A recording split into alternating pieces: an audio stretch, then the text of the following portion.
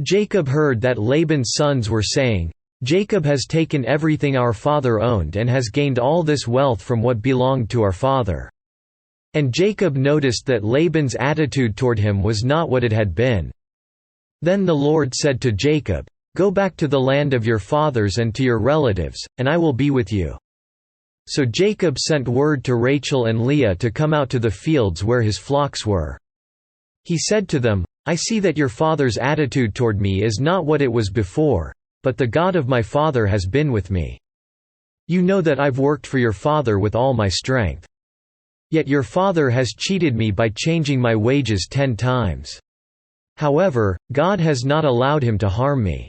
If he said, 'The speckled ones will be your wages,' then all the flocks gave birth to speckled young.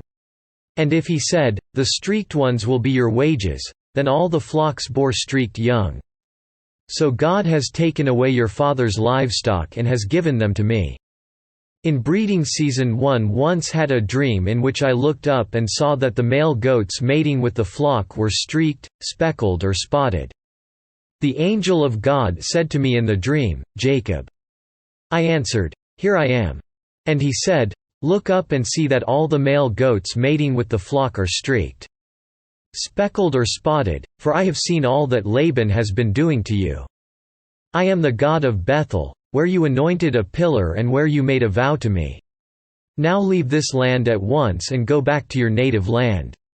Quote, "Then Rachel and Leah replied, 'Do we still have any share in the inheritance of our father's estate? Does he not regard us as foreigners? Not only has he sold us, but he has used up what was paid for us. Surely all the wealth that God took away from our father belongs to us and our children. So do whatever God has told you.' Then Jacob put his children and his wives on camels. And he drove all his livestock ahead of him, along with all the goods he had accumulated in Padan Aram, to go to his father Isaac in the land of Canaan. When Laban had gone to shear his sheep, Rachel stole her father's household gods.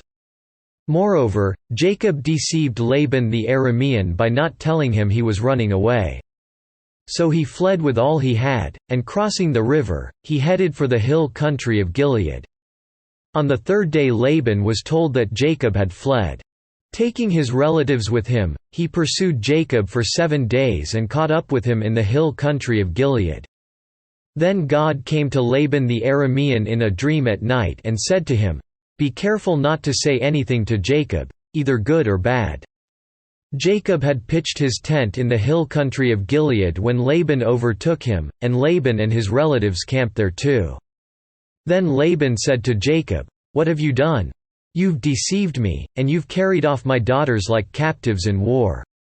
Why did you run off secretly and deceive me? Why didn't you tell me, so I could send you away with joy and singing to the music of tambourines and harps? You didn't even let me kiss my grandchildren and my daughters goodbye. You have done a foolish thing. I have the power to harm you, but last night the God of your father said to me, 'Be careful not to say anything to Jacob, either good or bad.' Now you have gone off because you long to return to your father's house. But why did you steal my gods?" Jacob answered Laban, "I was afraid, because I thought you would take your daughters away from me by force. But if you find anyone who has your gods, he shall not live. In the presence of our relatives, see for yourself whether there is anything of yours here with me, and if so, take it." Now Jacob did not know that Rachel had stolen the gods. So Laban went into Jacob's tent and into Leah's tent and into the tent of the 2 maid-servants, but he found nothing. After he came out of Leah's tent, he entered Rachel's tent. Now Rachel had taken the household gods and put them inside her camel's saddle and was sitting on them. Laban searched through everything in the tent but found nothing. Rachel said to her father, "Don't be angry, my lord, that I cannot stand up in your presence.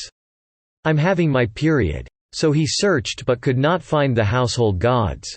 Jacob was angry and took Laban to task. "What is my crime?" he asked Laban. "What sin have I committed that you hunt me down?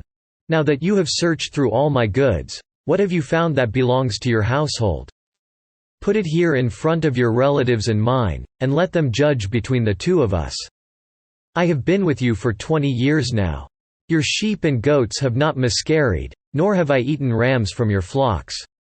I did not bring you animals torn by wild beasts, I bore the loss myself. And you demanded payment from me for whatever was stolen by day or night. This was my situation, the heat consumed me in the daytime and the cold at night, and sleep fled from my eyes. It was like this for the 20 years I was in your household.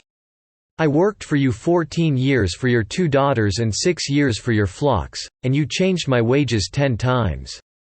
If the God of my father, the God of Abraham and the fear of Isaac, had not been with me, you would surely have sent me away empty-handed. But God has seen my hardship and the toil of my hands, and last night he rebuked you." Laban answered Jacob, "The women are my daughters, the children are my children, and the flocks are my flocks. All you see is mine. Yet what can I do today about these daughters of mine, or about the children they have borne? Come now, let's make a covenant, you and I, and let it serve as a witness between us." So Jacob took a stone and set it up as a pillar. He said to his relatives, "Gather some stones." So they took stones and piled them in a heap, and they ate there by the heap. Laban called it Jegar-Sahadutha, and Jacob called it Gilead. Laban said, "This heap is a witness between you and me today." That is why it was called Gilead. It was also called Mizpah, because he said, "May the Lord keep watch between you and me when we are away from each other. If you mistreat my daughters or if you take any wives besides my daughters, even though no one is with us, remember that God is a witness between you and me."